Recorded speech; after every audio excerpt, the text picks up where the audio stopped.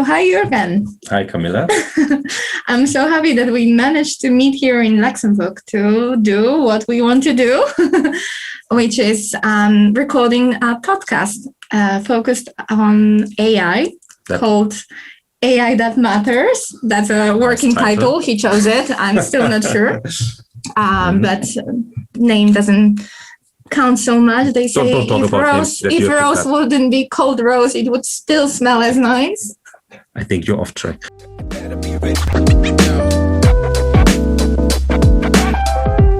Chill. I don't chill. I'm German. I get nervous when she works like that. And I'm Polish.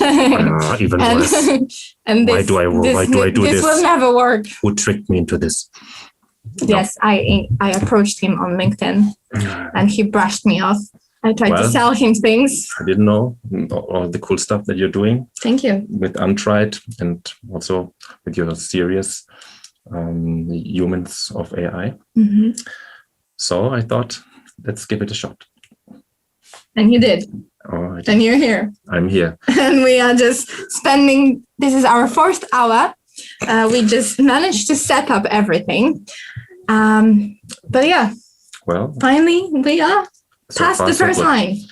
So you and I agree that we should do something about explaining what AI really is, right? Like we need to talk about this very uncomfortable subject. So we agreed to get together and produce for you guys a series of short episodes. We are still debating how short, but short.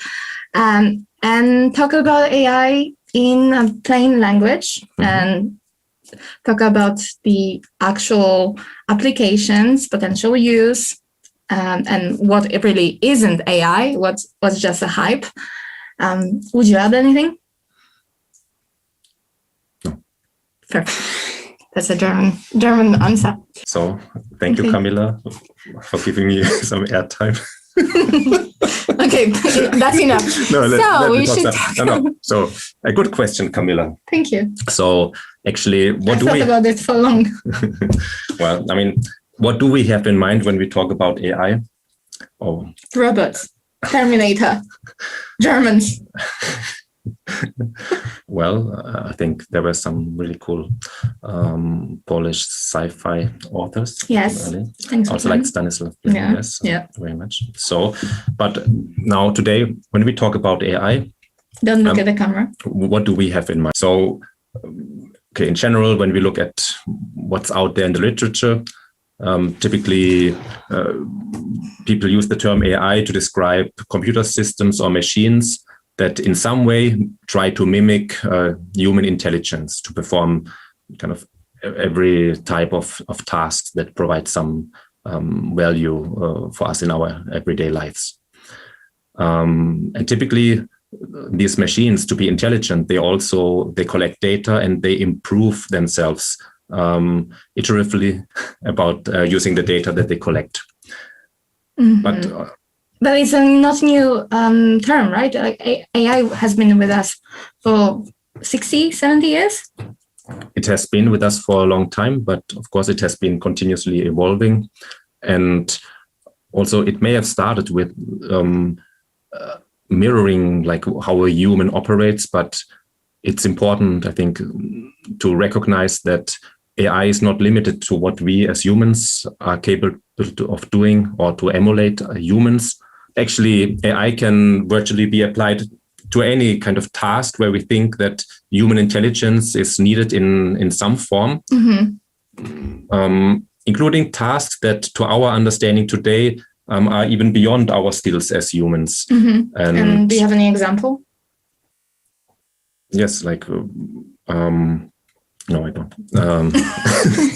Okay, let me think. Knowledgeable. You have to be careful when you ask me the question. First, I need to know what I will ask, what I say. No, but we have to. Yes. Don't move it. And she's very nice. Usually, she's very nice. Yes, like now. Sometimes she may have these outbursts. But I forgot to take my medicine. I know. Yes, but you agree that as AI is just a tool, right? Like it's created for humans by humans. It's created and not just as an end in itself, but to serve a purpose. And as a rule, that is to support us in our daily life.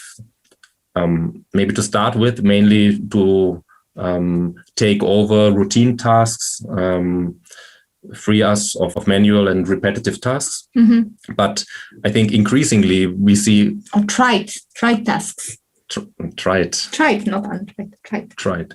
Okay. But increasingly we see also that AI is used to tackle much more challenging problems, resulting in more complex AI. And like finding cancers, for example. Yes. And I think it's recognized as a maybe essential tool for us to find solutions for some of our grand challenges of our time, and which include, of course, in the face of climate change, maybe help us to find cleaner sources of energy, like, for instance, dominate cold fusion. It also is key to have maybe a more sustainable means of transportation, even agriculture, to support a growing population on Earth, and beyond. Yeah. But I think probably one of the first fields where we will see the impact will be also to finding cures for like global diseases such as cancer in particular. And that's when I think we will all appreciate, like, that is already proven quite successful, right? Like, AI has already found its way into diagnostic systems of all kinds, being it for MRT scanning, be it also to develop new medicine, new substances, especially as like the solution spaces that we are dealing with become so huge that human people and ordinary citizens would never be able in a lifetime to process the data, get to these insights that we're looking for.